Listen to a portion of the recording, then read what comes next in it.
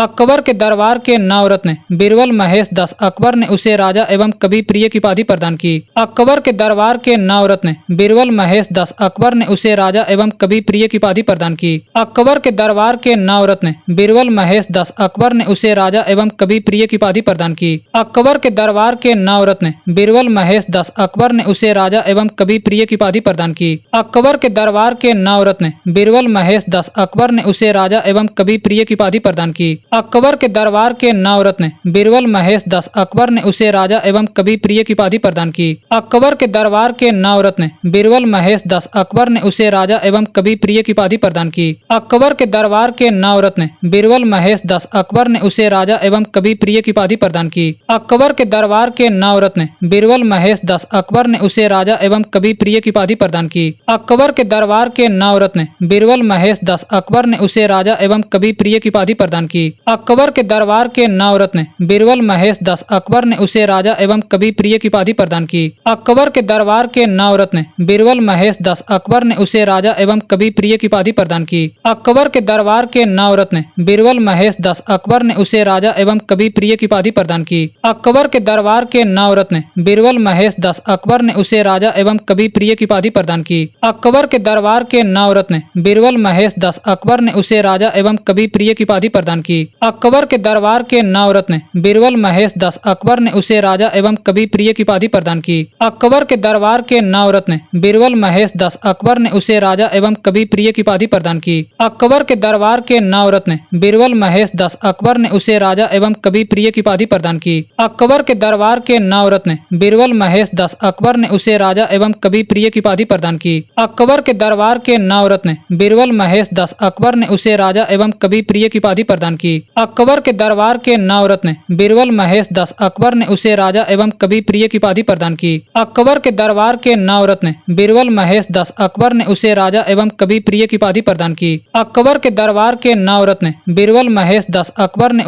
एवं कवि प्रिय की उपाधि प्रदान की। अकबर के दरबार के नवरत्न बीरबल महेश दास अकबर ने उसे राजा एवं कवि प्रिय की उपाधि प्रदान की। अकबर के दरबार के नवरत्न बीरबल महेश दास अकबर ने उसे राजा एवं कवि प्रिय की उपाधि प्रदान की। अकबर के दरबार के नवरत्न बीरबल महेश दास अकबर ने उसे राजा एवं कवि प्रिय की उपाधि प्रदान की। अकबर के दरबार के नवरत्न बीरबल महेश दास अकबर ने उसे राजा एवं कवि प्रिय की उपाधि प्रदान की। अकबर के दरबार के नवरत्न बीरबल महेश दास अकबर ने उसे राजा एवं कवि प्रिय की उपाधि प्रदान की। अकबर के दरबार के नवरत्न बीरबल महेश दास अकबर ने उसे राजा एवं कवि प्रिय की उपाधि प्रदान की। अकबर के दरबार के नवरत्न बीरबल महेश दास अकबर ने उसे राजा एवं कवि प्रिय की उपाधि प्रदान की। टोडरमल वह अकबर का वित्त मंत्री था। उसने भूमि माप के आधार पर लगान की पद्धति का विकास किया। मानसिंह वह अकबर का सेनापति था। टोडरमल वह अकबर का वित्त मंत्री था। उसने भूमि माप के आधार पर लगान की पद्धति का विकास किया। मानसिंह वह अकबर का सेनापति था। टोडरमल वह अकबर का वित्त मंत्री था। उसने भूमि माप के आधार पर लगान की पद्धति का विकास किया। मानसिंह वह अकबर का सेनापति था। टोडरमल वह अकबर का वित्त मंत्री था। उसने भूमि माप के आधार पर लगान की पद्धति का विकास किया। मानसिंह वह अकबर का सेनापति था। टोडरमल वह अकबर का वित्त मंत्री था। उसने भूमि माप के आधार पर लगान की पद्धति का विकास किया। मानसिंह वह अकबर का सेनापति था। टोडरमल वह अकबर का वित्त मंत्री था। उसने भूमि माप के आधार पर लगान की पद्धति का विकास किया। मानसिंह वह अकबर का सेनापति था।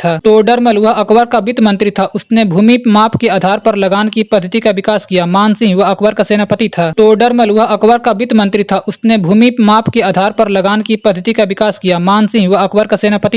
टोडरमल वह अकबर का वित्त मंत्री था। उसने भूमि माप के आधार पर लगान की पद्धति का विकास किया। मानसिंह वह अकबर का सेनापति था। टोडरमल वह अकबर का वित्त मंत्री था। उसने भूमि माप के आधार पर लगान की पद्धति का विकास किया। मानसिंह वह अकबर का सेनापति था। टोडरमल वह अकबर का वित्त मंत्री था। उसने भूमि माप के आधार पर लगान की पद्धति का विकास किया। मानसिंह वह अकबर का सेनापति था। टोडरमल वह अकबर का वित्त मंत्री था। उसने भूमि माप के आधार पर लगान की पद्धति का विकास किया। मानसिंह वह अकबर का सेनापति था। टोडरमल वह अकबर का वित्त मंत्री था। उसने भूमि माप के आधार पर लगान की पद्धति का विकास किया। मानसिंह वह अकबर का सेनापति था। टोडरमल वह अकबर का वित्त मंत्री था। उसने भूमि माप के आधार पर लगान की पद्धति का विकास किया। मानसिंह वह अकबर का सेनापति था। टोडरमल वह अकबर का वित्त मंत्री था। उसने भूमि माप के आधार पर लगान की पद्धति का विकास किया। मानसिंह वह अकबर का सेनापति था। टोडरमल वह अकबर का वित्त मंत्री था। उसने भूमि माप के आधार पर लगान की पद्धति का विकास किया। मानसिंह वह अकबर का सेनापति था। टोडरमल वह अकबर का वित्त मंत्री था। उसने भूमि माप के आधार पर लगान की पद्धति का विकास किया। मानसिंह वह अकबर अकबर का सेनापति था। तोडरमल वह अकबर का वित्त मंत्री था। उसने भूमि माप के आधार पर लगान की पद्धति का विकास किया। मानसिंह वह अकबर का सेनापति था। तोडरमल वह अकबर का वित्त मंत्री था। उसने भूमि माप के आधार पर लगान की पद्धति का विकास किया। मानसिंह वह अकबर का सेनापति था। तोडरमल वह अकबर का वित्त मंत्री था। उसने भूमि माप के आधार पर लगान की पद्धति का विकास किया। मानसिंह वह अकबर का सेनापति था। तोडरमल वह अकबर का वित्त मंत्री था। उसने भूमि माप के आधार पर लगान की पद्धति का विकास किया। मानसिंह वह अकबर का सेनापति था। तोडरमल वह अकबर का वित्त मंत्री था। उसने भूमि माप के आधार पर लगान की पद्धति का विकास किया। मानसिंह वह अकबर का सेनापति था। तोडरमल वह अकबर का वित्त मंत्री था। उसने भूमि माप के आधार पर लगान की पद्धति का विकास किया। मानसिंह वह अकबर का सेनापति था। तोडरमल वह अकबर का वित्त मंत्री था। उसने भूमि माप के आधार पर लगान की पद्धति का विकास किया। मानसिंह वह अकबर का सेनापति था। तोडरमल वह अकबर का वित्त मंत्री था। उसने भूमि माप के आधार पर लगान की पद्धति का विकास किया। मानसिंह वह अकबर का सेनापति था। तोडरमल वह अकबर का वित्त मंत्री था। उसने भूमि माप के आधार पर लगान की पद्धति का विकास किया। मानसिंह वह अकबर का सेनापति था। तोडरमल वह अकबर का वित्त मंत्री था। उसने भूमि माप के आधार पर लगान की पद्धति का विकास किया। मानसिंह वह अकबर का सेनापति था। तोडरमल वह अकबर का वित्त मंत्री था। उसने भूमि माप के आधार पर लगान की पद्धति का विकास किया। मानसिंह वह अकबर का सेनापति था। तोडरमल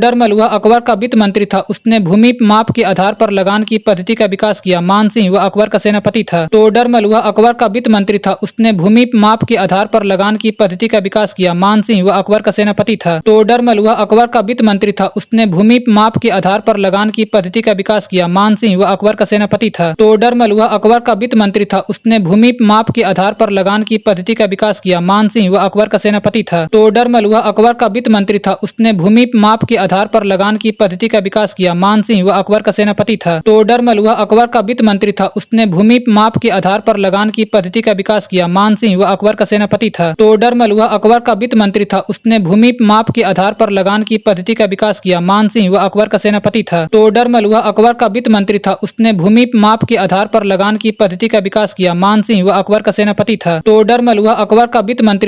उसने भूमि माप के आधार पर लगान की पद्धति का विकास किया। मानसिंह वह अकबर का सेनापति था। तोडरमल वह अकबर का वित्त मंत्री था। उसने भूमि माप के आधार पर लगान की पद्धति का विकास किया। मानसिंह वह अकबर का सेनापति था। तोडरमल वह अकबर का वित्त मंत्री था। उसने भूमि माप के आधार पर लगान की पद्धति का विकास किया। मानसिंह वह अकबर का सेनापति था। तोडरमल वह अकबर का वित्त मंत्री था। उसने भूमि माप के आधार पर लगान की पद्धति का विकास किया। मानसिंह वह अकबर का सेनापति था। तोडरमल वह अकबर का वित्त मंत्री था। उसने भूमि माप के आधार पर लगान की पद्धति का विकास किया। मानसिंह वह अकबर का सेनापति था। तोडरमल वह अकबर का वित्त मंत्री था। उसने भूमि माप के आधार पर लगान की पद्धति का विकास किया। मानसिंह वह अकबर का सेनापति था। तोडरमल वह अकबर का वित्त मंत्री था। उसने भूमि माप के आधार पर लगान की पद्धति का विकास किया। मानसिंह वह अकबर का सेनापति था। तोडरमल वह अकबर का वित्त मंत्री था। उसने भूमि माप के आधार पर लगान की पद्धति का विकास किया। मानसिंह वह अकबर का सेनापति था। तोडरमल वह अकबर का वित्त मंत्री था। उसने भूमि माप के आधार पर लगान की पद्धति का विकास किया। मानसिंह वह अकबर का सेनापति था। तोडरमल वह अकबर का वित्त मंत्री था। उसने भूमि माप के आधार पर लगान की पद्धति का विकास किया। मानसिंह वह अकबर का सेनापति था। तोडरमल वह अकबर का वित्त मंत्री था। उसने भूमि माप के आधार पर लगान की पद्धति का विकास किया। मानसिंह वह अकबर का सेनापति था। तोडरमल वह अकबर का वित्त मंत्री था। उसने भूमि माप के आधार पर लगान की पद्धति का विकास किया। मानसिंह वह अकबर का सेनापति था। तोडरमल वह अकबर का वित्त मंत्री था। उसने भूमि माप के आधार पर लगान की पद्धति का विकास किया। मानसिंह वह अकबर का सेनापति था। तोडरमल वह अकबर का वित्त मंत्री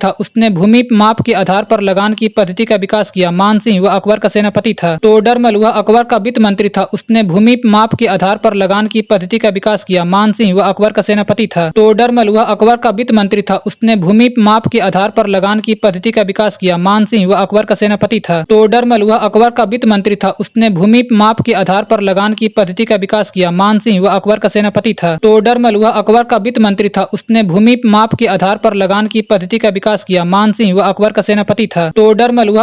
मंत्री था। उसने भूमि माप के आधार पर लगान की पद्धति का विकास किया। मानसिंह वह अकबर का सेनापति था। तोडरमल वह अकबर का वित्त मंत्री था। उसने भूमि माप के आधार पर लगान की पद्धति का विकास किया। मानसिंह वह अकबर का सेनापति था। तोडरमल वह अकबर का वित्त मंत्री था। उसने भूमि माप के आधार पर लगान की पद्धति का विकास किया। मानसिंह वह अकबर का सेनापति था। तोडरमल वह अकबर का वित्त मंत्री था। उसने भूमि माप के आधार पर लगान की पद्धति का विकास किया। मानसिंह वह अकबर का सेनापति था। तोडरमल वह अकबर का वित्त मंत्री था। उसने भूमि माप के आधार पर लगान की पद्धति का विकास किया। मानसिंह वह अकबर का सेनापति था। तोडरमल वह अकबर का वित्त मंत्री था। उसने भूमि माप के आधार पर लगान की पद्धति का विकास किया। मानसिंह वह अकबर का सेनापति था। तानसेन रामतनु पांडे वह अकबर के दरबार का प्रसिद्ध गायक था। वह ग्वालियर से संबंधित था। उसका मकबरा भी ग्वालियर में है। तानसेन रामतनु पांडे वह अकबर के दरबार का प्रसिद्ध गायक था। वह ग्वालियर से संबंधित था। उसका मकबरा भी ग्वालियर में है। तानसेन रामतनु पांडे वह अकबर के दरबार दरबार का प्रसिद्ध गायक था वह ग्वालियर से संबंधित था, उसका मकबरा भी ग्वालियर में है। तानसेन रामतनु पांडे वह अकबर के दरबार का प्रसिद्ध गायक था वह ग्वालियर से संबंधित था, उसका मकबरा भी ग्वालियर में है। तानसेन रामतनु पांडे वह अकबर के दरबार का प्रसिद्ध गायक था वह ग्वालियर से संबंधित था, उसका मकबरा भी ग्वालियर में है। तानसेन रामतनु पांडे वह अकबर के दरबार का प्रसिद्ध गायक था वह ग्वालियर से संबंधित था, उसका मकबरा भी ग्वालियर में है। तानसेन रामतनु पांडे वह अकबर के दरबार का प्रसिद्ध गायक था वह ग्वालियर से संबंधित था, उसका मकबरा भी ग्वालियर में है। तानसेन रामतनु पांडे वह अकबर के दरबार का प्रसिद्ध गायक था वह ग्वालियर से संबंधित था, उसका मकबरा भी ग्वालियर में है। तानसेन रामतनु पांडे वह अकबर के दरबार का प्रसिद्ध गायक था वह ग्वालियर से संबंधित था, उसका मकबरा भी ग्वालियर में है। तानसेन रामतनु पांडे वह अकबर के दरबार का प्रसिद्ध गायक था वह ग्वालियर से संबंधित था, उसका मकबरा भी ग्वालियर में है। तानसेन रामतनु पांडे वह अकबर के दरबार का प्रसिद्ध गायक था वह ग्वालियर से संबंधित था, उसका मकबरा भी ग्वालियर में है। तानसेन रामतनु पांडे वह अकबर के दरबार का प्रसिद्ध गायक था वह ग्वालियर से संबंधित था, उसका मकबरा भी ग्वालियर में है। तानसेन रामतनु पांडे वह अकबर के दरबार का प्रसिद्ध गायक था वह ग्वालियर से संबंधित था, उसका मकबरा भी ग्वालियर में है। तानसेन रामतनु पांडे वह अकबर के दरबार का प्रसिद्ध गायक था वह ग्वालियर से संबंधित था, उसका मकबरा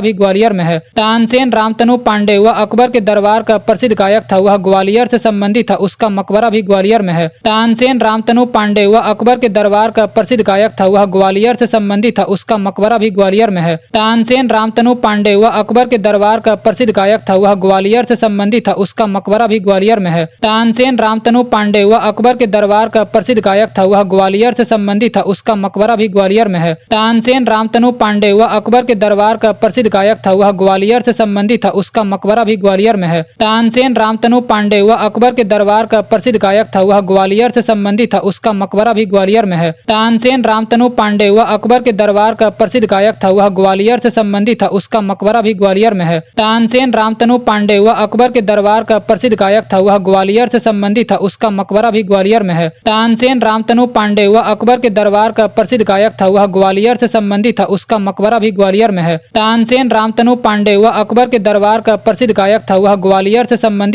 उसका मकबरा भी ग्वालियर में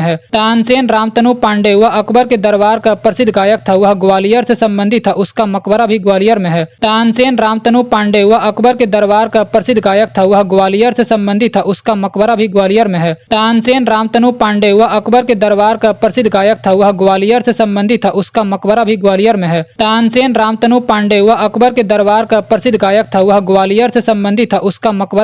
तानसेन रामतनु पांडे वह अकबर के दरबार का प्रसिद्ध गायक था वह ग्वालियर से संबंधित था, उसका मकबरा भी ग्वालियर में है। तानसेन रामतनु पांडे वह अकबर के दरबार का प्रसिद्ध गायक था वह ग्वालियर से संबंधित था, उसका मकबरा भी ग्वालियर में है। तानसेन रामतनु पांडे वह अकबर के दरबार का प्रसिद्ध गायक था वह ग्वालियर से संबंधित था, उसका मकबरा भी ग्वालियर में है। तानसेन रामतनु पांडे वह अकबर के दरबार का प्रसिद्ध गायक था वह ग्वालियर से संबंधित था, उसका मकबरा भी ग्वालियर में है। तानसेन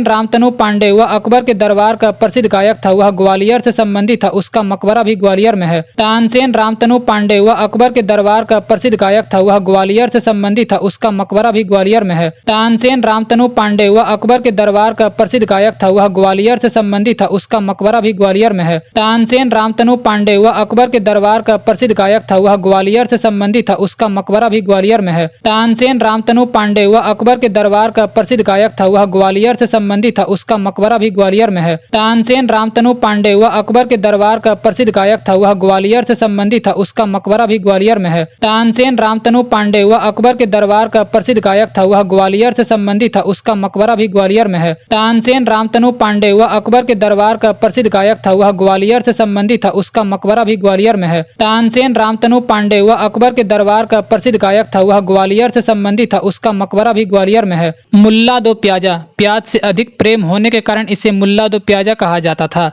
हकीम हुमाम वह साहिब विद्यालय का प्रमुख था। मुल्ला दो प्याजा, प्याज से अधिक प्रेम होने के कारण इसे मुल्ला दो प्याजा कहा जाता था। हकीम हुमाम वह साहिब विद्यालय का प्रमुख था। मुल्ला दो प्याजा, प्याज से अधिक प्रेम होने के कारण इसे मुल्ला दो प्याजा कहा जाता था। हकीम हुमाम वह साहिब विद्यालय का प्रमुख था। मुल्ला दो प्याजा, प्याज से अधिक प्रेम होने के कारण इसे मुल्ला दो प्याजा कहा जाता था। हकीम हुमाम वह साहिब विद्यालय का प्रमुख था। मुल्ला दो प्याजा, प्याज से अधिक प्रेम होने के कारण इसे मुल्ला दो प्याजा कहा जाता था। हकीम हुमाम वह साहिब विद्यालय का प्रमुख था। मुल्ला दो प्याजा, प्याज से अधिक प्रेम होने के कारण इसे मुल्ला दो प्याजा कहा जाता था। हकीम हुमाम वह साहिब विद्यालय का प्रमुख था। मुल्ला दो प्याजा, प्याज से अधिक प्रेम होने के कारण इसे मुल्ला दो प्याजा कहा जाता था। हकीम हुमाम वह साहिब विद्यालय का प्रमुख था। मुल्ला दो प्याजा, प्याज से अधिक प्रेम होने के कारण इसे मुल्ला दो प्याजा कहा जाता था। हकीम हुमाम वह साहिब विद्यालय का प्रमुख था। मुल्ला दो प्याजा, प्याज से अधिक प्रेम होने के कारण इसे मुल्ला दो प्याजा कहा जाता था। हकीम हुमाम वह साहिब विद्यालय का प्रमुख था। मुल्ला दो प्याजा, प्याज से अधिक प्रेम होने के कारण इसे मुल्ला दो प्याजा कहा जाता था। हकीम हुमाम वह साहिब विद्यालय का प्रमुख था। मुल्ला दो प्याजा, प्याज से अधिक प्रेम होने के कारण इसे मुल्ला दो प्याजा कहा जाता था। हकीम हुमाम वह साहिब विद्यालय का प्रमुख था। मुल्ला दो प्याजा, प्याज से अधिक प्रेम होने के कारण इसे मुल्ला दो प्याजा कहा जाता था। हकीम हुमाम वह साहिब विद्यालय का प्रमुख था। मुल्ला दो प्याजा, प्याज से अधिक प्रेम होने के कारण इसे मुल्ला दो प्याजा कहा जाता था। हकीम हुमाम वह साहिब विद्यालय का प्रमुख था। मुल्ला दो प्याजा, प्याज से अधिक प्रेम होने के कारण इसे मुल्ला दो प्याजा कहा जाता था।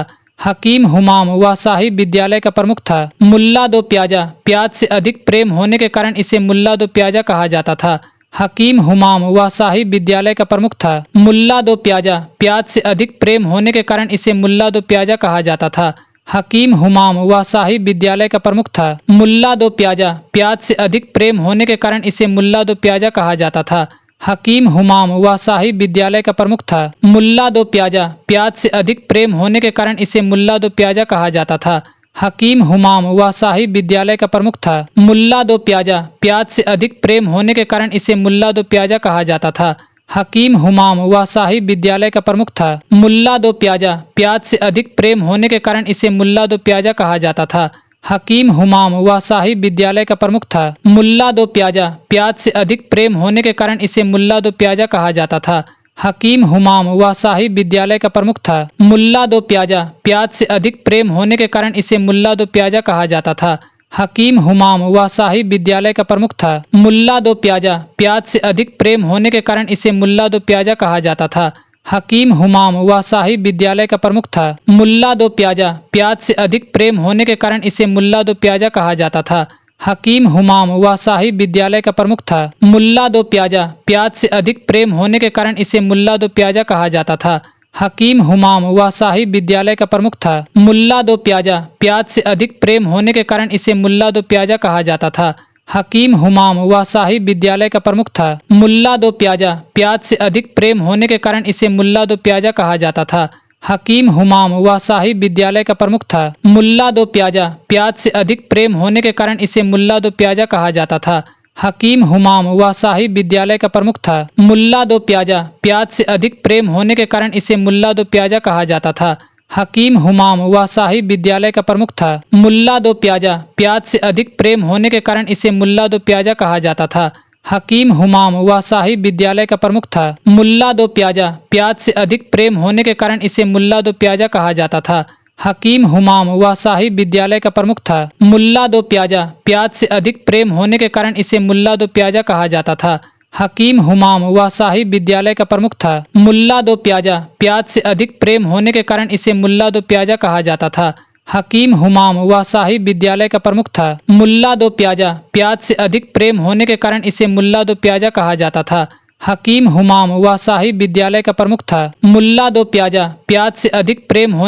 इसे मुल्ला दो प्याजा कहा जाता था। हकीम हुमाम वह साहिब विद्यालय का प्रमुख था। मुल्ला दो प्याजा, प्याज से अधिक प्रेम होने के कारण इसे मुल्ला दो प्याजा कहा जाता था। हकीम हुमाम वह साहिब विद्यालय का प्रमुख था। मुल्ला दो प्याजा, प्याज से अधिक प्रेम होने के कारण इसे मुल्ला दो प्याजा कहा जाता था। हकीम हुमाम वह साहिब विद्यालय का प्रमुख था। मुल्ला दो प्याजा, प्याज से अधिक प्रेम होने के कारण इसे मुल्ला दो प्याजा कहा जाता था। हकीम हुमाम वह साहिब विद्यालय का प्रमुख था। मुल्ला दो प्याजा, प्याज से अधिक प्रेम होने के कारण इसे मुल्ला दो प्याजा कहा जाता था। हकीम हुमाम वह साहिब विद्यालय का प्रमुख था। मुल्ला दो प्याजा, प्याज से अधिक प्रेम होने के कारण इसे मुल्ला दो प्याजा कहा जाता था। हकीम हुमाम वह साहिब विद्यालय का प्रमुख था। मुल्ला दो प्याजा, प्याज से अधिक प्रेम होने के कारण इसे मुल्ला दो प्याजा कहा जाता था। हकीम हुमाम वह साहिब विद्यालय का प्रमुख था। मुल्ला दो प्याजा, प्याज से अधिक प्रेम होने के कारण इसे मुल्ला दो प्याजा कहा जाता था। हकीम हुमाम वह शाही विद्यालय का प्रमुख था। मुल्ला दो प्याजा, प्याज से अधिक प्रेम होने के कारण इसे मुल्ला दो प्याजा कहा जाता था। हकीम हुमाम वह शाही विद्यालय का प्रमुख था। मुल्ला दो प्याजा, प्याज से अधिक प्रेम होने के कारण इसे मुल्ला दो प्याजा कहा जाता था। हकीम हुमाम वह शाही विद्यालय का प्रमुख था। मुल्ला दो प्याजा, प्याज से अधिक प्रेम होने के कारण इसे मुल्ला दो प्याजा कहा जाता था। हकीम हुमाम वह शाही विद्यालय का प्रमुख था। मुल्ला दो प्याजा, प्याज से अधिक प्रेम होने के कारण इसे मुल्ला दो प्याजा कहा जाता था। हकीम हुमाम वह शाही विद्यालय का प्रमुख था। मुल्ला दो प्याजा, प्याज से अधिक प्रेम होने के कारण इसे मुल्ला दो प्याजा कहा जाता था। हकीम हुमाम वह शाही विद्यालय का प्रमुख था। मुल्ला दो प्याजा, प्याज से अधिक प्रेम होने के कारण इसे मुल्ला दो प्याजा कहा जाता था। हकीम हुमाम वह शाही विद्यालय का प्रमुख था। मुल्ला दो प्याजा, प्याज से अधिक प्रेम होने के कारण इसे मुल्ला दो प्याजा कहा जाता था। हकीम हुमाम वह शाही विद्यालय का प्रमुख था। मुल्ला दो प्याजा, प्याज से अधिक प्रेम होने के कारण इसे मुल्ला दो प्याजा कहा जाता था। हकीम हुमाम वह शाही विद्यालय का प्रमुख था। मुल्ला दो प्याजा, प्याज से अधिक प्रेम होने के कारण इसे मुल्ला दो प्याजा कहा जाता था। हकीम हुमाम वह शाही विद्यालय का प्रमुख था। मुल्ला दो प्याजा, प्याज से अधिक प्रेम होने के कारण इसे मुल्ला दो प्याजा कहा जाता था। हकीम हुमाम वह शाही विद्यालय का प्रमुख था। मुल्ला दो प्याजा, प्याज से अधिक प्रेम होने के कारण इसे मुल्ला दो प्याजा कहा जाता था। हकीम हुमाम वह शाही विद्यालय का प्रमुख था। मुल्ला दो प्याजा, प्याज से अधिक प्रेम होने के कारण इसे मुल्ला दो प्याजा कहा जाता था। हकीम हुमाम वह शाही विद्यालय का प्रमुख था। मुल्ला दो प्याजा, प्याज से अधिक प्रेम होने के कारण इसे मुल्ला दो प्याजा कहा जाता था। हकीम हुमाम वह शाही विद्यालय का प्रमुख था। मुल्ला दो प्याजा, प्याज से अधिक प्रेम होने के कारण इसे मुल्ला दो प्याजा कहा जाता था। हकीम हुमाम वह शाही विद्यालय का प्रमुख था। मुल्ला दो प्याजा, प्याज से अधिक प्रेम होने के कारण इसे मुल्ला दो प्याजा कहा जाता था। हकीम हुमाम वह शाही विद्यालय का प्रमुख था। मुल्ला दो प्याजा, प्याज से अधिक प्रेम होने के कारण इसे मुल्ला दो प्याजा कहा जाता था। हकीम हुमाम वह शाही विद्यालय का प्रमुख था। मुल्ला दो प्याजा, प्याज से अधिक प्रेम होने के कारण इसे मुल्ला दो प्याजा कहा जाता था। हकीम हुमाम वह शाही विद्यालय का प्रमुख था। मुल्ला दो प्याजा, प्याज से अधिक प्रेम होने के कारण इसे मुल्ला दो प्याजा कहा जाता था। हकीम हुमाम वह शाही विद्यालय का प्रमुख था। फैजी वह अबुल फजल का बड़ा भाई था। उसने लीलावती गणित की पुस्तक का फारसी भाषा में अनुवाद किया था। अब्दुल रहीम खान खाना वह बैरम खां का पुत्र था। फैजी वह अबुल फजल का बड़ा भाई था। उसने लीलावती गणित की पुस्तक का फारसी भाषा में अनुवाद किया था। अब्दुल रहीम खान खाना वह बैरम खां का पुत्र था। फैजी वह अबुल फजल का बड़ा भाई था। उसने लीलावती गणित की पुस्तक का फारसी भाषा में अनुवाद किया था। अब्दुल रहीम खान खाना वह बैरम खां का पुत्र था। फैजी वह अबुल फजल का बड़ा भाई था। उसने लीलावती गणित की पुस्तक का फारसी भाषा में अनुवाद किया था। अब्दुल रहीम खान खाना वह बैरम खां का पुत्र था। फैजी वह अबुल फजल का बड़ा भाई था। उसने लीलावती गणित की पुस्तक का फारसी भाषा में अनुवाद किया था। अब्दुल रहीम खान खाना वह बैरम खां का पुत्र था। फैजी वह अबुल फजल का बड़ा भाई था। उसने लीलावती गणित की पुस्तक का फारसी भाषा में अनुवाद किया था। अब्दुल रहीम खान खाना वह बैरम खां का पुत्र था। फैजी वह अबुल फजल का बड़ा भाई था। उसने लीलावती गणित की पुस्तक का फारसी भाषा में अनुवाद किया था। अब्दुल रहीम खान खाना वह बैरम खां का पुत्र था। फैजी वह अबुल फजल का बड़ा भाई था। उसने लीलावती गणित की पुस्तक का फारसी भाषा में अनुवाद किया था। अब्दुल रहीम खान खाना वह बैरम खां का पुत्र था। फैजी वह अबुल फजल का बड़ा भाई था। उसने लीलावती गणित की पुस्तक का फारसी भाषा में अनुवाद किया था। अब्दुल रहीम खान खाना वह बैरम खां का पुत्र था। फैजी वह अबुल फजल का बड़ा भाई था। उसने लीलावती गणित की पुस्तक का फारसी भाषा में अनुवाद किया था। अब्दुल रहीम खान खाना वह बैरम खां का पुत्र था। फैजी वह अबुल फजल का बड़ा भाई था। उसने लीलावती गणित की पुस्तक का फारसी भाषा में अनुवाद किया था। अब्दुल रहीम खान खाना वह बैरम खां का पुत्र था। फैजी वह अबुल फजल का बड़ा भाई था। उसने लीलावती गणित की पुस्तक का फारसी भाषा में अनुवाद किया था। अब्दुल रहीम खान खाना वह बैरम खां का पुत्र था। फैजी वह अबुल फजल का बड़ा भाई था। उसने लीलावती गणित की पुस्तक का फारसी भाषा में अनुवाद किया था। अब्दुल रहीम खान खाना वह बैरम खां का पुत्र था। फैजी वह अबुल फजल का बड़ा भाई था। उसने लीलावती गणित की पुस्तक का फारसी भाषा में अनुवाद किया था। अब्दुल रहीम खान खाना वह बैरम खां का पुत्र था। फैजी वह अबुल फजल का बड़ा भाई था। उसने लीलावती गणित की पुस्तक का फारसी भाषा में अनुवाद किया था। अब्दुल रहीम खान खाना वह बैरम खां का पुत्र था। फैजी वह अबुल फजल का बड़ा भाई था। उसने लीलावती गणित की पुस्तक का फारसी भाषा में अनुवाद किया था। अब्दुल रहीम खान खाना वह बैरम खां का पुत्र था। फैजी वह अबुल फजल का बड़ा भाई था। उसने लीलावती गणित की पुस्तक का फारसी भाषा में अनुवाद किया था।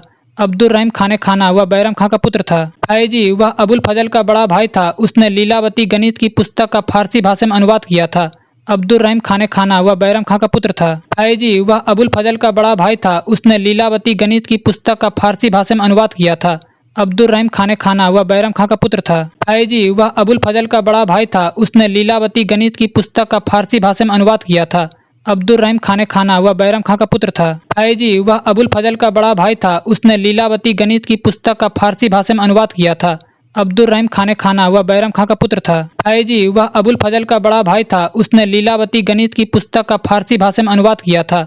अब्दुल रहीम खान खाना वह बैरम खां का पुत्र था। फैजी वह अबुल फजल का बड़ा भाई था। उसने लीलावती गणित की पुस्तक का फारसी भाषा में अनुवाद किया था। अब्दुल रहीम खान खाना वह बैरम खां का पुत्र था। फैजी वह अबुल फजल का बड़ा भाई था। उसने लीलावती गणित की पुस्तक का फारसी भाषा में अनुवाद किया था। अब्दुल रहीम खान खाना वह बैरम खां का पुत्र था। फैजी वह अबुल फजल का बड़ा भाई था। उसने लीलावती गणित की पुस्तक का फारसी भाषा में अनुवाद किया था। अब्दुल रहीम खान खाना वह बैरम खां का पुत्र था। फैजी वह अबुल फजल का बड़ा भाई था। उसने लीलावती गणित की पुस्तक का फारसी भाषा में अनुवाद किया था। अब्दुल रहीम खान खाना वह बैरम खां का पुत्र था। फैजी वह अबुल फजल का बड़ा भाई था। उसने लीलावती गणित की पुस्तक का फारसी भाषा में अनुवाद किया था। अब्दुल रहीम खान खाना वह बैरम खां का पुत्र था। फैजी वह अबुल फजल का बड़ा भाई था। उसने लीलावती गणित की पुस्तक का फारसी भाषा में अनुवाद किया था।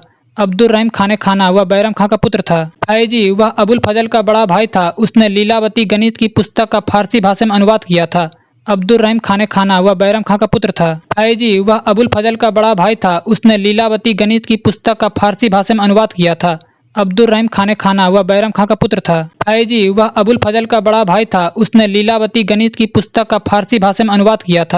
अब्दुल रहीम खान खाना वह बैरम खां का पुत्र था। फैजी वह अबुल फजल का बड़ा भाई था। उसने लीलावती गणित की पुस्तक का फारसी भाषा में अनुवाद किया था। अब्दुल रहीम खान खाना वह बैरम खां का पुत्र था। फैजी वह अबुल फजल का बड़ा भाई था। उसने लीलावती गणित की पुस्तक का फारसी भाषा में अनुवाद किया था। अब्दुल रहीम खान खाना वह बैरम खां का पुत्र था। फैजी वह अबुल फजल का बड़ा भाई था। उसने लीलावती गणित की पुस्तक का फारसी भाषा में अनुवाद किया था। अब्दुल रहीम खान खाना वह बैरम खां का पुत्र था। फैजी वह अबुल फजल का बड़ा भाई था। उसने लीलावती गणित की पुस्तक का फारसी भाषा में अनुवाद किया था। अब्दुल रहीम खान खाना वह बैरम खां का पुत्र था। फैजी वह अबुल फजल का बड़ा भाई था। उसने लीलावती गणित की पुस्तक का फारसी भाषा में अनुवाद किया था। अब्दुल रहीम खान खाना वह बैरम खां का पुत्र था। फैजी वह अबुल फजल का बड़ा भाई था। उसने लीलावती गणित की पुस्तक का फारसी भाषा में अनुवाद किया था। अब्दुल रहीम खान खाना वह बैरम खां का पुत्र था। फैजी वह अबुल फजल का बड़ा भाई था। उसने लीलावती गणित की पुस्तक का फारसी भाषा में अनुवाद किया था। अब्दुल रहीम खान खाना वह बैरम खां का पुत्र था। फैजी वह अबुल फजल का बड़ा भाई था। उसने लीलावती गणित की पुस्तक का फारसी भाषा में अनुवाद किया था। अब्दुल रहीम खान खाना वह बैरम खां का पुत्र था। फैजी वह अबुल फजल का बड़ा भाई था। उसने लीलावती गणित की पुस्तक का फारसी भाषा में अनुवाद किया था। अब्दुल रहीम खान खाना वह बैरम खां का पुत्र था। फैजी वह अबुल फजल का बड़ा भाई था। उसने लीलावती गणित की पुस्तक का फारसी भाषा में अनुवाद किया था। अब्दुल रहीम खान खाना वह बैरम खां का पुत्र था। फैजी वह अबुल फजल का बड़ा भाई था। उसने लीलावती गणित की पुस्तक का फारसी भाषा में अनुवाद किया था। अब्दुल रहीम खान खाना वह बैरम खां का पुत्र था। फैजी वह अबुल फजल का बड़ा भाई था। उसने लीलावती गणित की पुस्तक का फारसी भाषा में अनुवाद किया था। अब्दुल रहीम खान खाना वह बैरम खां का पुत्र था। फैजी वह अबुल फजल का बड़ा भाई था। उसने लीलावती गणित की पुस्तक का फारसी भाषा में अनुवाद किया था। अब्दुल रहीम खान खाना वह बैरम खां का पुत्र था। फैजी वह अबुल फजल का बड़ा भाई था। उसने लीलावती गणित की पुस्तक का फारसी भाषा में अनुवाद किया था। अब्दुल रहीम खान खाना वह बैरम खां का पुत्र था। फैजी वह अबुल फजल का बड़ा भाई था। उसने लीलावती गणित की पुस्तक का फारसी भाषा में अनुवाद किया था। अब्दुल रहीम खान खाना वह बैरम खां का पुत्र था। फैजी वह अबुल फजल का बड़ा भाई था। उसने लीलावती गणित की पुस्तक का फारसी भाषा में अनुवाद किया था। अब्दुल रहीम खान खाना वह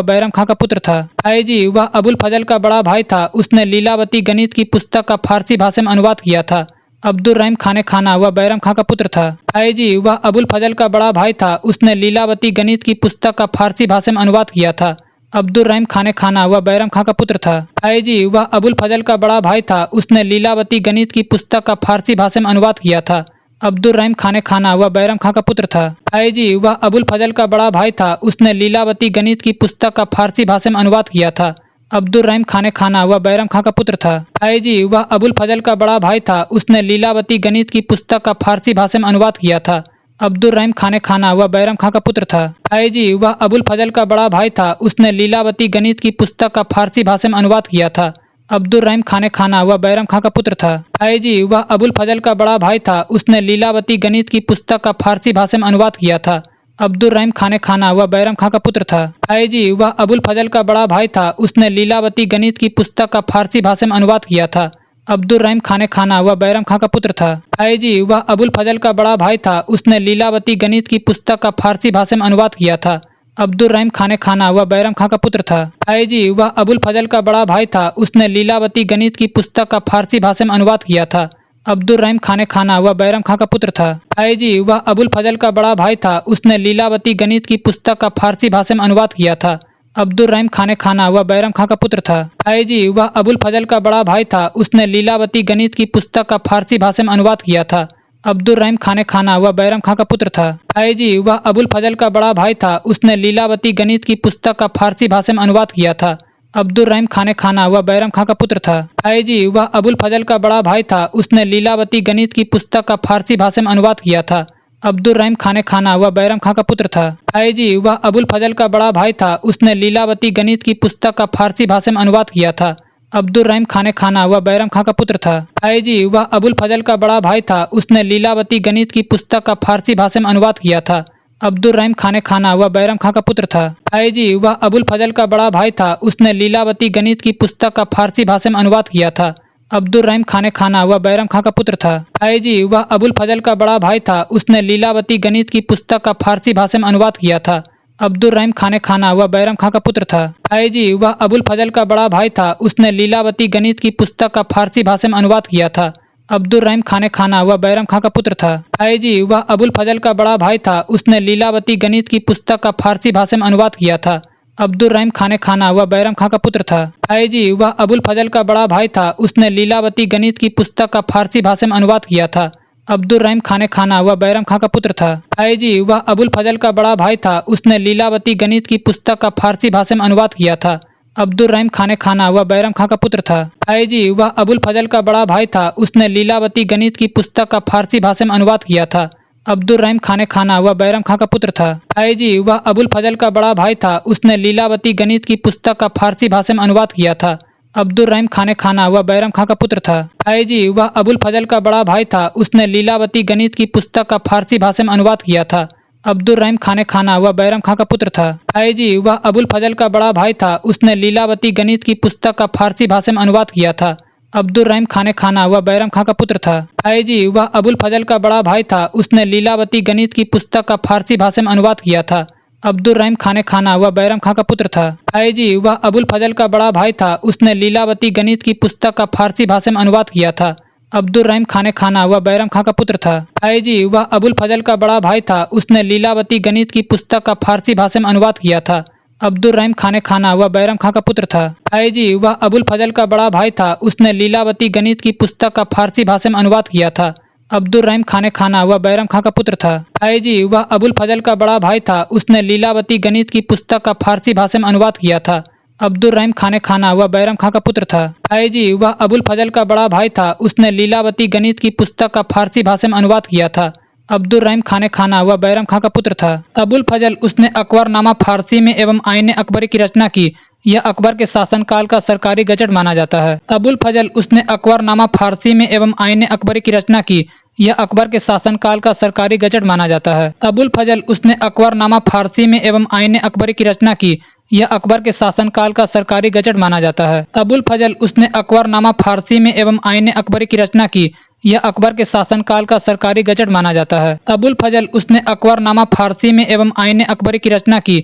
यह अकबर के शासनकाल का सरकारी गजट माना जाता है। अबुल फजल उसने अकबरनामा फारसी में एवं आईन अकबरी की रचना की। यह अकबर के शासनकाल का सरकारी गजट माना जाता है। अबुल फजल उसने अकबरनामा फारसी में एवं आईन अकबरी की रचना की। यह अकबर के शासनकाल का सरकारी गजट माना जाता है। अबुल फजल उसने अकबरनामा फारसी में एवं आईन अकबरी की रचना की। यह अकबर के शासनकाल का सरकारी गजट माना जाता है। अबुल फजल उसने अकबरनामा फारसी में एवं आईन अकबरी की रचना की। यह अकबर के शासनकाल का सरकारी गजट माना जाता है। अबुल फजल उसने अकबरनामा फारसी में एवं आईन अकबरी की रचना की। यह अकबर के शासनकाल का सरकारी गजट माना जाता है। अबुल फजल उसने अकबरनामा फारसी में एवं आईन अकबरी की रचना की। यह अकबर के शासनकाल का सरकारी गजट माना जाता है। अबुल फजल उसने अकबरनामा फारसी में एवं आईन अकबरी की रचना की। यह अकबर के शासनकाल का सरकारी गजट माना जाता है। अबुल फजल उसने अकबरनामा फारसी में एवं आईन अकबरी की रचना की।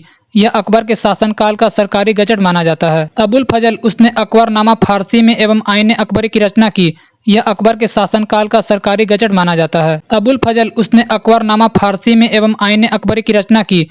यह अकबर के शासनकाल का सरकारी गजट माना जाता है। अबुल फजल उसने अकबरनामा फारसी में एवं आईने अकबरी की रचना की। यह अकबर के शासनकाल का सरकारी गजट माना जाता है। अबुल फजल उसने अकबरनामा फारसी में एवं आईने अकबरी की रचना की। यह अकबर के शासनकाल का सरकारी गजट माना जाता है। अबुल फजल उसने अकबरनामा फारसी में एवं आईने अकबरी की रचना की। यह अकबर के शासनकाल का सरकारी गजट माना जाता है। अबुल फजल उसने अकबरनामा फारसी में एवं आईने अकबरी की रचना की। यह अकबर के शासनकाल का सरकारी गजट माना जाता है। अबुल फजल उसने अकबरनामा फारसी में एवं आईने अकबरी की रचना की। यह अकबर के शासनकाल का सरकारी गजट माना जाता है। अबुल फजल उसने अकबरनामा फारसी में एवं आईने अकबरी की रचना की।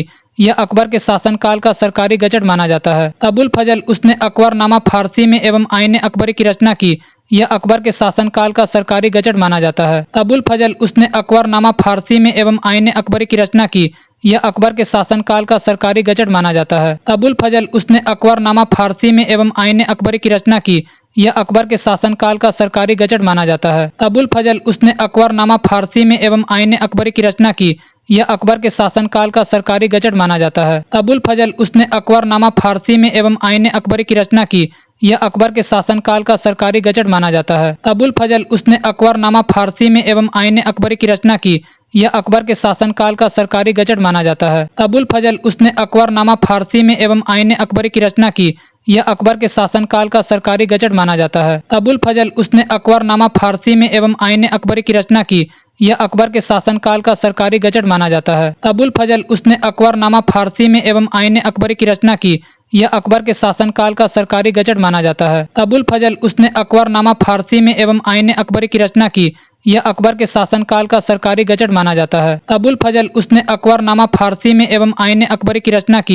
यह अकबर के शासनकाल का सरकारी गजट माना जाता है। अबुल फजल उसने अकबरनामा फारसी में एवं आईने अकबरी की रचना की। यह अकबर के शासनकाल का सरकारी गजट माना जाता है। अबुल फजल उसने अकबरनामा फारसी में एवं आईने अकबरी की रचना की। यह अकबर के शासनकाल का सरकारी गजट माना जाता है। अबुल फजल उसने अकबरनामा फारसी में एवं आईने अकबरी की रचना की। यह अकबर के शासनकाल का सरकारी गजट माना जाता है। अबुल फजल उसने अकबरनामा फारसी में एवं आईने अकबरी की रचना की। यह अकबर के शासनकाल का सरकारी गजट माना जाता है। अबुल फजल उसने अकबरनामा फारसी में एवं आईने अकबरी की रचना की। यह अकबर के शासनकाल का सरकारी गजट माना जाता है। अबुल फजल उसने अकबरनामा फारसी में एवं आईने अकबरी की रचना की। यह अकबर के शासनकाल का सरकारी गजट माना जाता है। अबुल फजल उसने अकबरनामा फारसी में एवं आईने अकबरी की रचना की। यह अकबर के शासनकाल का सरकारी गजट माना जाता है। अबुल फजल उसने अकबरनामा फारसी में एवं आईने अकबरी की रचना की। यह अकबर के शासनकाल का सरकारी गजट माना जाता है। अबुल फजल उसने अकबरनामा फारसी में एवं आईने अकबरी की रचना की। यह अकबर के शासनकाल का सरकारी गजट माना जाता है। अबुल फजल उसने अकबरनामा फारसी में एवं आईने अकबरी की रचना की। यह अकबर के शासनकाल का सरकारी गजट माना जाता है। अबुल फजल उसने अकबरनामा फारसी में एवं आईने अकबरी की रचना की। यह अकबर के शासनकाल का सरकारी गजट माना जाता है। अबुल फजल उसने अकबरनामा फारसी में एवं आईने अकबरी की रचना की। यह अकबर के शासनकाल का सरकारी गजट माना जाता है। अबुल फजल उसने अकबरनामा फारसी में एवं आईने अकबरी की रचना की। यह अकबर के शासनकाल का सरकारी गजट माना जाता है। अबुल फजल उसने अकबरनामा फारसी में एवं आईने अकबरी की रचना की। यह अकबर के शासनकाल का सरकारी गजट माना जाता है। अबुल फजल उसने अकबरनामा फारसी में एवं आईने अकबरी की रचना की। यह अकबर के शासनकाल का सरकारी गजट माना जाता है। अबुल फजल उसने अकबरनामा फारसी में एवं आईने अकबरी की रचना की। यह अकबर के शासनकाल का सरकारी गजट माना जाता है। अबुल फजल उसने अकबरनामा फारसी में एवं आईने अकबरी की रचना की। यह अकबर के शासनकाल का सरकारी गजट माना जाता है। अबुल फजल उसने अकबरनामा फारसी में एवं आईने अकबरी की रचना की। यह अकबर के शासनकाल का सरकारी गजट माना जाता है। अबुल फजल उसने अकबरनामा फारसी में एवं आईने अकबरी की रचना की। यह अकबर के शासनकाल का सरकारी गजट माना जाता है। अबुल फजल उसने अकबरनामा फारसी में एवं आईने अकबरी की रचना की। यह अकबर के शासनकाल का सरकारी गजट माना जाता है। अबुल फजल उसने अकबरनामा फारसी में एवं आईने अकबरी की रचना की। यह अकबर के शासनकाल का सरकारी गजट माना जाता है। अबुल फजल उसने अकबरनामा फारसी में एवं आईने अकबरी की रचना की। यह अकबर के शासनकाल का सरकारी गजट माना जाता है। अबुल फजल उसने अकबरनामा फारसी में एवं आईने अकबरी की रचना की। यह अकबर के शासनकाल का सरकारी गजट माना जाता है। अबुल फजल उसने अकबरनामा फारसी में एवं आईन अकबरी की रचना की। यह अकबर के शासनकाल का सरकारी गजट माना जाता है। अबुल फजल उसने अकबरनामा फारसी में एवं आईन अकबरी की रचना की। यह अकबर के शासनकाल का सरकारी गजट माना जाता है। अबुल फजल उसने अकबरनामा फारसी में एवं आईन अकबरी की रचना की। यह अकबर के शासनकाल का सरकारी गजट माना जाता है। अबुल फजल उसने अकबरनामा फारसी में एवं आईन अकबरी की रचना की। यह अकबर के शासनकाल का सरकारी गजट माना जाता है। अबुल फजल उसने अकबरनामा फारसी में एवं आईन अकबरी की रचना की। यह अकबर के शासनकाल का सरकारी गजट माना जाता है। अबुल फजल उसने अकबरनामा फारसी में एवं आईन अकबरी की रचना की। यह अकबर के शासनकाल का सरकारी गजट माना जाता है। अबुल फजल उसने अकबरनामा फारसी में एवं आईन अकबरी की रचना की। यह अकबर के शासनकाल का सरकारी गजट माना जाता है। अबुल फजल उसने अकबरनामा फारसी में एवं आईन अकबरी की रचना की। यह अकबर के शासनकाल का सरकारी गजट माना जाता है। अबुल फजल उसने अकबरनामा फारसी में एवं आईन अकबरी की रचना की। यह अकबर के शासनकाल का सरकारी गजट माना जाता है। अबुल फजल उसने अकबरनामा फारसी में एवं आईन अकबरी की रचना की। यह अकबर के शासनकाल का सरकारी गजट माना जाता है। अबुल फजल उसने अकबरनामा फारसी में एवं आईन अकबरी की रचना की। यह अकबर के शासनकाल का सरकारी गजट माना जाता है। अबुल फजल उसने अकबरनामा फारसी में एवं आईन अकबरी की रचना की। यह अकबर के शासनकाल का सरकारी गजट माना जाता है। अबुल फजल उसने अकबरनामा फारसी में एवं आईन अकबरी की रचना की। यह अकबर के शासनकाल का सरकारी गजट माना जाता है। अबुल फजल उसने अकबरनामा फारसी में एवं आईन अकबरी की रचना की। यह अकबर के शासनकाल का सरकारी गजट माना जाता है। अबुल फजल उसने अकबरनामा फारसी में एवं आईन अकबरी की रचना की। यह अकबर के शासनकाल का सरकारी गजट माना जाता है। अबुल फजल उसने अकबरनामा फारसी में एवं आईन अकबरी की रचना की। यह अकबर के शासनकाल का सरकारी गजट माना जाता है। अबुल फजल उसने अकबरनामा फारसी में एवं आईन अकबरी की रचना की। यह अकबर के शासनकाल का सरकारी गजट माना जाता है। अबुल फजल उसने अकबरनामा फारसी में एवं आईन अकबरी की रचना की। यह अकबर के शासनकाल का सरकारी गजट माना जाता है। अबुल फजल उसने अकबरनामा फारसी में एवं आईन अकबरी की रचना की। यह अकबर के शासनकाल का सरकारी गजट माना जाता है। अबुल फजल उसने अकबरनामा फारसी में एवं आईन अकबरी की रचना की। यह अकबर के शासनकाल का सरकारी गजट माना जाता है। अबुल फजल उसने अकबरनामा फारसी में एवं आईन अकबरी की रचना की। यह अकबर के शासनकाल का सरकारी गजट माना जाता है। अबुल फजल उसने अकबरनामा फारसी में एवं आईन अकबरी की रचना की। यह अकबर के शासनकाल का सरकारी गजट माना जाता है। 1602 ईस्वी में सलीम के इशारे पर ओरछा के राजा बीर सिंह बुद्देना ने अबुल फजल की हत्या कर दी। 1602 ईस्वी में सलीम के इशारे पर ओरछा के राजा बीर सिंह बुद्देना ने अबुल फजल की हत्या कर दी। 1602 ईस्वी में सलीम के इशारे पर ओरछा के राजा बीर सिंह बुद्देना ने अबुल फजल की हत्या कर दी। 1602 ईस्वी में सलीम के इशारे पर ओरछा के राजा बीर सिंह बुद्देना ने अबुल फजल की हत्या कर दी। 1602 ईस्वी में सलीम के इशारे पर ओरछा के राजा बीर सिंह बुद्देना ने अबुल फजल की हत्या कर दी। 1602 ईस्वी में सलीम के इशारे पर ओरछा के राजा बीर सिंह बुद्देना ने अबुल फजल की हत्या कर दी। 1602 ईस्वी में सलीम के इशारे पर ओरछा के राजा बीर सिंह बुद्देना ने अबुल फजल की हत्या कर दी। 1602 ईस्वी में सलीम के इशारे पर ओरछा के राजा बीर सिंह बुद्देना ने अबुल फजल की हत्या कर दी। 1602 ईस्वी में सलीम के इशारे पर ओरछा के राजा बीर सिंह बुद्देना ने अबुल फजल की हत्या कर दी। 1602 ईस्वी में सलीम के इशारे पर ओरछा के राजा बीर सिंह बुद्देना ने अबुल फजल की हत्या कर दी। 1602 ईस्वी में सलीम के इशारे पर ओरछा के राजा बीर सिंह बुद्देना ने अबुल फजल की हत्या कर दी। 1602 ईस्वी में सलीम के इशारे पर ओरछा के राजा बीर सिंह बुद्देना ने अबुल फजल की हत्या कर दी। 1602 ईस्वी में सलीम के इशारे पर ओरछा के राजा बीर सिंह बुद्देना ने अबुल फजल की हत्या कर दी। 1602 ईस्वी में सलीम के इशारे पर ओरछा के राजा बीर सिंह बुद्देना ने अबुल फजल की हत्या कर दी। 1602 ईस्वी में सलीम के इशारे पर ओरछा के राजा बीर सिंह बुद्देना ने अबुल फजल की हत्या कर दी। 1602 ईस्वी में सलीम के इशारे पर ओरछा के राजा बीर सिंह बुद्देना ने अबुल फजल की हत्या कर दी। 1602 ईस्वी में सलीम के इशारे पर ओरछा के राजा बीर सिंह बुद्देना ने अबुल फजल की हत्या कर दी। 1602 ईस्वी में सलीम के इशारे पर ओरछा के राजा बीर सिंह बुद्देना ने अबुल फजल की हत्या कर दी। 1602 ईस्वी में सलीम के इशारे पर ओरछा के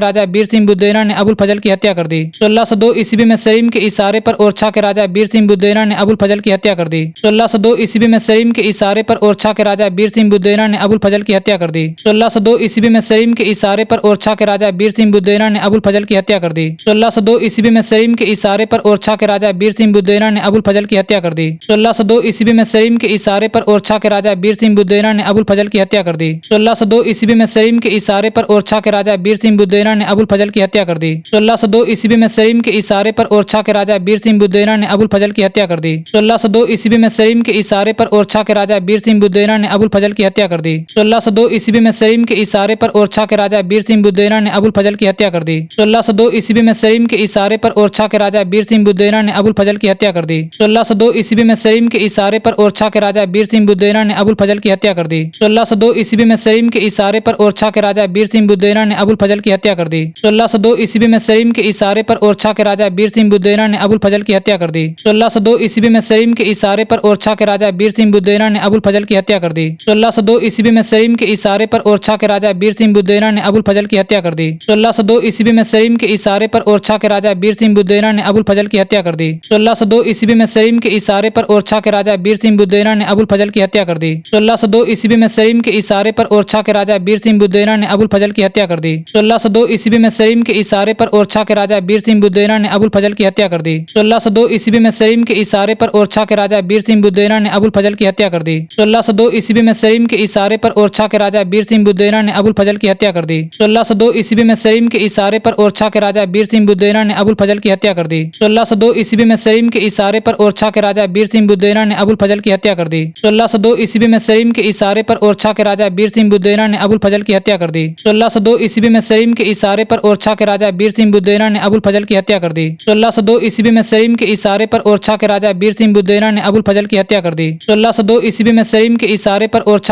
राजा वीर सिंह बुदेना ने अबुल फजल की हत्या कर दी। 1602 ईस्वी में सलीम के इशारे पर ओरछा के राजा वीर सिंह बुदेना ने अबुल फजल की हत्या कर दी। 1602 ईस्वी में सलीम के इशारे पर ओरछा के राजा वीर सिंह बुदेना ने अबुल फजल की हत्या कर दी। 1602 ईस्वी में सलीम के इशारे पर ओरछा के राजा वीर सिंह बुदेना ने अबुल फजल की हत्या कर दी। 1602 ईस्वी में सलीम के इशारे पर ओरछा के राजा वीर सिंह बुदेना ने अबुल फजल की हत्या कर दी। 1602 ईस्वी में सलीम के इशारे पर ओरछा के राजा वीर सिंह बुदेना ने अबुल फजल की हत्या कर दी। 1602 ईस्वी में सलीम के इशारे पर ओरछा के राजा वीर सिंह बुदेना ने अबुल फजल की हत्या कर दी। 1602 ईस्वी में सलीम के इशारे पर ओरछा के राजा वीर सिंह बुदेना ने अबुल फजल की हत्या कर दी। 1602 ईस्वी में सलीम के इशारे पर ओरछा के राजा वीर सिंह बुदेना ने अबुल फजल की हत्या कर दी। 1602 ईस्वी में सलीम के इशारे पर ओरछा के राजा वीर सिंह बुदेना ने अबुल फजल की हत्या कर दी। 1602 ईस्वी में सलीम के इशारे पर ओरछा के राजा वीर सिंह बुदेना ने अबुल फजल की हत्या कर दी। 1602 ईस्वी में सलीम के इशारे पर ओरछा के राजा वीर सिंह बुदेना ने अबुल फजल की हत्या कर दी। 1602 ईस्वी में सलीम के इशारे पर ओरछा के राजा वीर सिंह बुदेना ने अबुल फजल की हत्या कर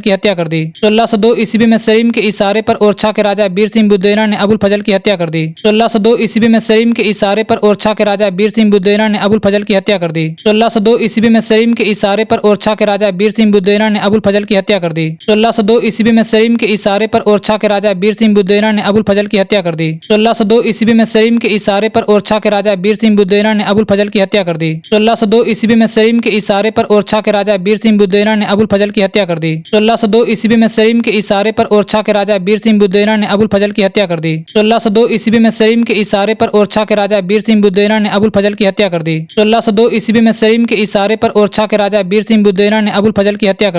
1602 ईस्वी में सलीम के इशारे पर ओरछा के राजा वीर सिंह बुदेना ने अबुल फजल की हत्या कर दी। 1602 ईस्वी में सलीम के इशारे पर ओरछा के राजा वीर सिंह बुदेना ने अबुल फजल की हत्या कर दी। 1602 ईस्वी में सलीम के इशारे पर ओरछा के राजा वीर सिंह बुदेना ने अबुल फजल की हत्या कर दी। 1602 ईस्वी में सलीम के इशारे पर ओरछा के राजा वीर सिंह बुदेना ने अबुल फजल की हत्या कर दी। 1602 ईस्वी में सलीम के इशारे पर ओरछा के राजा वीर सिंह बुदेना ने अबुल फजल की हत्या कर दी। 1602 ईस्वी में सलीम के इशारे पर ओरछा के राजा वीर सिंह बुदेना ने अबुल फजल की हत्या कर दी। 1602 ईस्वी में सलीम के इशारे पर ओरछा के राजा वीर सिंह बुदेना ने अबुल फजल की हत्या कर दी। 1602 ईस्वी में सलीम के इशारे पर ओरछा के राजा वीर सिंह बुदेना ने अबुल फजल की हत्या कर दी। 1602 ईस्वी में सलीम के इशारे पर ओरछा के राजा वीर सिंह बुदेना ने अबुल फजल की हत्या कर दी। 1602 ईस्वी में सलीम के इशारे पर ओरछा के राजा वीर सिंह बुदेना ने अबुल फजल की हत्या कर दी। 1602 ईस्वी में सलीम के इशारे पर ओरछा के राजा वीर सिंह बुदेना ने अबुल फजल की हत्या कर दी। 1602 ईस्वी में सलीम के इशारे पर ओरछा के राजा वीर सिंह बुदेना ने अबुल फजल की हत्या कर दी। 1602 ईस्वी में सलीम के इशारे पर ओरछा के राजा वीर सिंह बुदेना ने अबुल फजल की हत्या कर दी। 1602 ईस्वी में सलीम के इशारे पर ओरछा के राजा वीर सिंह बुदेना ने अबुल फजल की हत्या कर दी। 1602 ईस्वी में सलीम के इशारे पर ओरछा के राजा वीर सिंह बुदेना ने अबुल फजल की हत्या कर दी। 1602 ईस्वी में सलीम के इशारे पर ओरछा के राजा वीर सिंह बुदेना ने अबुल फजल की हत्या कर दी। 1602 ईस्वी में सलीम के इशारे पर ओरछा के राजा वीर सिंह बुदेना ने अबुल फजल की हत्या कर दी। 1602 ईस्वी में सलीम के इशारे पर ओरछा के राजा वीर सिंह बुदेना ने अबुल फजल की हत्या कर दी। 1602 ईस्वी में सलीम सलीम के इशारे पर ओरछा के राजा वीर सिंह बुदेना ने अबुल फजल की हत्या कर दी। 1602 ईस्वी में सलीम के इशारे पर ओरछा के राजा वीर सिंह बुदेना ने अबुल फजल की हत्या कर दी। 1602 ईस्वी में सलीम के इशारे पर ओरछा के राजा वीर सिंह बुदेना ने अबुल फजल की हत्या कर दी। 1602 ईस्वी में सलीम के इशारे पर ओरछा के राजा वीर सिंह बुदेना ने अबुल फजल की हत्या कर दी। 1602 ईस्वी में सलीम के इशारे पर ओरछा के राजा वीर सिंह बुदेना ने अबुल फजल की हत्या कर दी। 1602 ईस्वी में सलीम के इशारे पर ओरछा के राजा वीर सिंह बुदेना ने अबुल फजल की हत्या कर दी। 1602 ईस्वी में सलीम के इशारे पर ओरछा के राजा वीर सिंह बुदेना ने अबुल फजल की हत्या कर दी। 1602 ईस्वी में सलीम के इशारे पर ओरछा के राजा वीर सिंह बुदेना ने अबुल फजल की हत्या कर दी। 1602 ईस्वी में सलीम के इशारे पर ओरछा के राजा वीर सिंह बुदेना ने अबुल फजल की हत्या कर दी।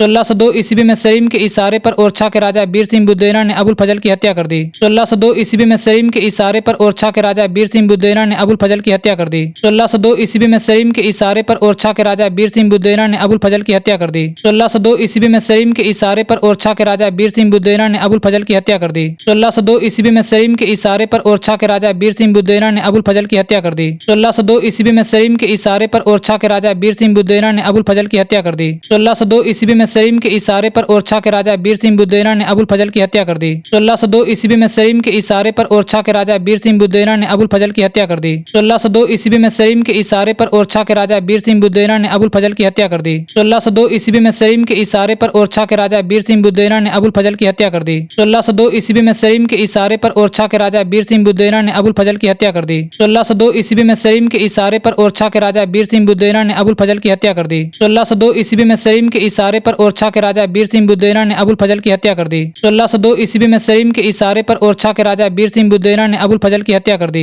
1602 ईस्वी में सलीम के इशारे पर ओरछा के राजा वीर सिंह बुदेना ने अबुल फजल की हत्या कर दी। 1602 ईस्वी में सलीम के इशारे पर ओरछा के राजा वीर सिंह बुदेना ने अबुल फजल की हत्या कर दी। 1602 ईस्वी में सलीम के इशारे पर ओरछा के राजा वीर सिंह बुदेना ने अबुल फजल की हत्या कर दी। 1602 ईस्वी में सलीम के इशारे पर ओरछा के राजा वीर सिंह बुदेना ने अबुल फजल की हत्या कर दी। 1602 ईस्वी में सलीम के इशारे पर ओरछा के राजा वीर सिंह बुदेना ने अबुल फजल की हत्या कर दी। 1602 ईस्वी में सलीम के इशारे पर ओरछा के राजा वीर सिंह बुदेना ने अबुल फजल की हत्या कर दी। 1602 ईस्वी में सलीम के इशारे पर ओरछा के राजा वीर सिंह बुदेना ने अबुल फजल की हत्या कर दी। 1602 ईस्वी में सलीम के इशारे पर ओरछा के राजा वीर सिंह बुदेना ने अबुल फजल की हत्या कर दी। 1602 ईस्वी में सलीम के इशारे पर ओरछा के राजा वीर सिंह बुदेना ने अबुल फजल की हत्या कर दी। 1602 ईस्वी में सलीम के इशारे पर ओरछा के राजा वीर सिंह बुदेना ने अबुल फजल की हत्या कर